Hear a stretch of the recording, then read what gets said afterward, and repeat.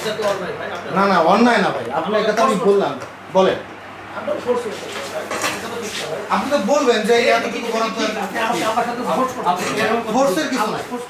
আপনি একটু প্লিজ বলেন এইটুকু কত বরাদ্দ কত কি হবে। ভাই বলছি না আপনাকে, শুনেন আপনাকে বলছি বলেন নি, ক্যামেরা তো বলেন নি ভাই, আপনাকে আমি ক্যামেরায়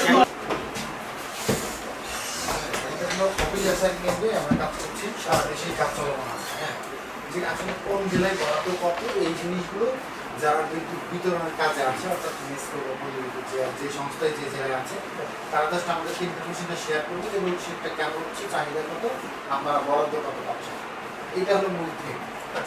এই বিষয়ে আর কি একটা আপনার ভিডিও সাক্ষাৎকার প্রয়োজন, এই জন্য এসেছি।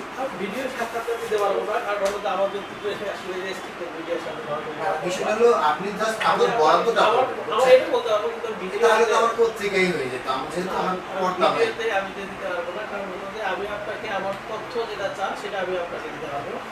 আমাদের মধ্যে আজকে এবং কালকে দিতে পারে লোডশেড নাই, কারণ আমরা এখন সোলারটা হচ্ছে আমাদের যে কালীগঞ্জে যে সোলারটা আছে, ভিডিও আপনি অন করে এটাতে ভিডিও অন হয়নি, এখনো রেডি হয়নি। ঘুরে রাখেন, আমি এর মধ্যে ঘোরান আপনি। আচ্ছা পুরো ঘোরান, এটা ঠিক না, আপনি আমার পারমিশন দেন, আমি দিতে পারবো। ভাই ভিডিও করা হয়নি, আপনাকে বললে তো আমি ওই ঘোরায় রাখেন, আমি বলছি আমার কথা শুনে ওই ঘোরান আপনি ঘোরান।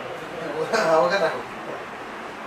আমি আপনাকে কথা বলছি, আমি ভিডিওতে আপনার বলতে হবে, কারণ হলো যে আমরা আপনাকে প্রযুক্তি সেটা আমি আপনাকে বলতে পারবো। দিনের বেলা আমার লোডশেড নাই আছে, সোলারে তখন আমরা পাচ্ছি, সেক্ষেত্রে আমাদের হলো যে লোডশেড দিনের বেলায় নাই, রাতের বেলায় বিশেষ করে যখন চাহিদা বাড়তে থাকে তখন আমাদের সোলারটা অফ হয়ে যায়, সোলার অফ হয়ে যায়, সেক্ষেত্রে আমাদের হলো যে এখন এই মুহূর্তে গ্যাসের কিছু প্রেশার কম আছে, গ্যাসের চাহিদা কম আছে, এই কারণে এবং হলো যে আমরা যে আদানি থেকে পাওয়ার নিতাম সেখান থেকে আমরা কম পাচ্ছি, কয়লা ভিত্তিক যে পাওয়ার প্ল্যান্টগুলো ছিল সেখান থেকে আমরা হলো এখন কম বিদ্যুৎ পাচ্ছি, এই কারণে চাহিদাটা বেশি, আমাদের জেনারেশনটা কম, এই কারণে মূলত লোডশেডটা হচ্ছে।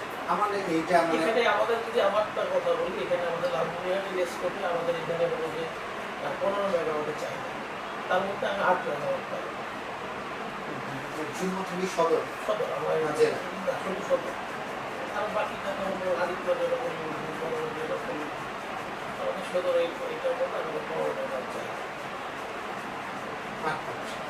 অথবা অর্ধেক নাই, এখন শুধুমাত্র আমার এই লালমনিরহাটটা একটু দেন। আপনি যদি আমাকে মুখে বলেন তাহলে তো ওইটা আমার হয় না, ভিডিও না দেওয়ার কারণ আসলে কি?